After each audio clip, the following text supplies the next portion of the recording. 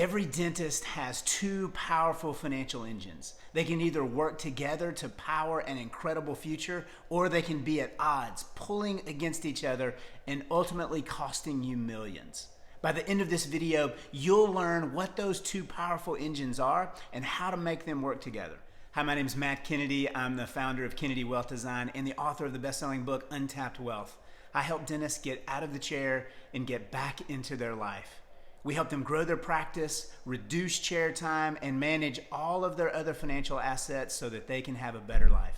As always, please subscribe to the channel and make sure you click on the notification bell so that you'll be notified when I post new videos.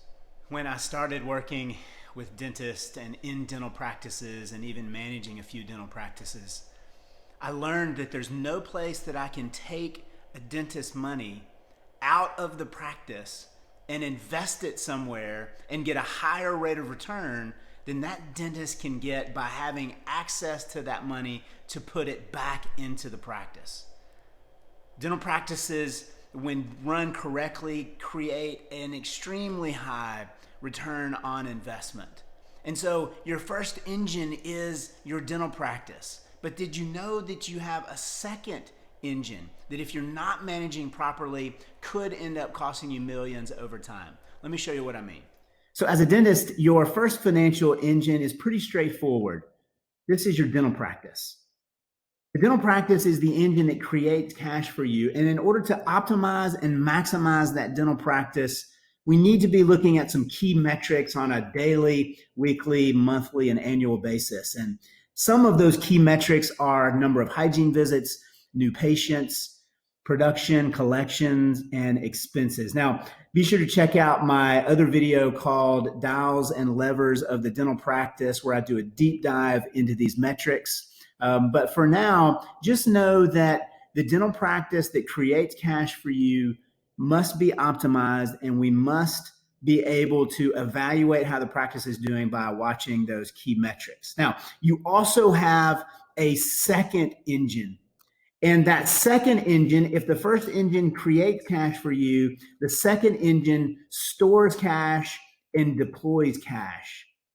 Now, it deploys cash for a couple of things, opportunities that come along the way. So every business owner, every dentist, if an opportunity comes along the way, needs to have a place to go access capital from.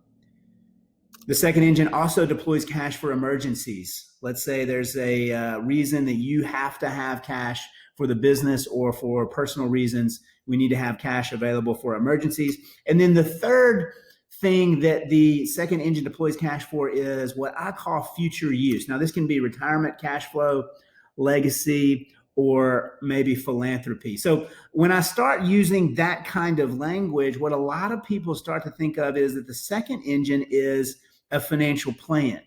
And that can be true, but let's look at the typical financial plan when it comes to dentistry and the dental practice. The typical financial plan usually takes money out of the practice. The advisor says, boy, gosh, the practice is doing great. Let's take some profit off the table. Let's take some cash out and let's go put it over here and let's put it away somewhere for future use. And some of the tools in their tool belt that they reach for in this situation is they might say, let's put money in a 401k or a profit sharing plan or a cash balance plan. And all of those plans can be good. So you can see here, I've got my line draw. There's a firewall up where money only goes one way in the typical financial plan. It flows from the practice to some type of long-term retirement plan that's tax deferred.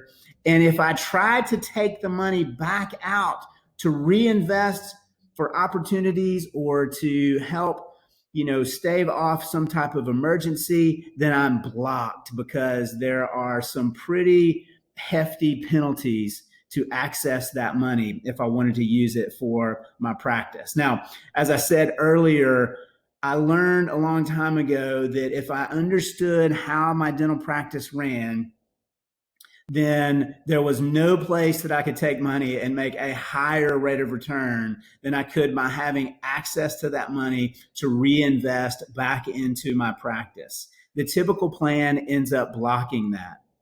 Well, we don't have to reinvent the wheel. Let's ask a simple but profound question. What business stores and deploys cash and does so profitably at a very high profit, actually? A bank. A bank stores and deploys cash. So our second engine can become like our own bank, and we can use bank operating principles to run our second engine. What are those bank operating principles? The first is a bank operates by first taking deposits, or it capitalizes. So it could sell stock maybe to get cash to begin. Second, they make careful loans. So when a bank is deploying cash, they're deploying it in the form of loans. And I put here careful loans because they don't just loan money to anybody for anything. They make really careful loans of whose money. Does the bank use their money? They never use their money. The bank rents money and marks it up. Just like the hardware store might buy a hammer at $3 and turn around and sell it for $6, the bank gives you $3 per 100 or 3% to use your money, and then they mark it up and they loan it out at 6% or $6 per 100. They're doing the same thing that the hardware store is doing, only their product is money. Now the bank demands repayment. They have to get that interest repaid. They also have to get the principal repaid, or they won't be in business very long. And then they also demand repayment at interest. And so while the typical plan only lets money flow one direction from the first engine over to the second engine, our plan at Kennedy Wealth Design creates a second engine that also allows for money to flow back into the business. And so the key metrics of our second engine, the engine that stores and deploys cash, are access to money. In order for this to work, we need access to money that we put into our second engine, our storage engine. We need control of that money. We don't need to have to go before a loan committee to or ask for permission to use the money.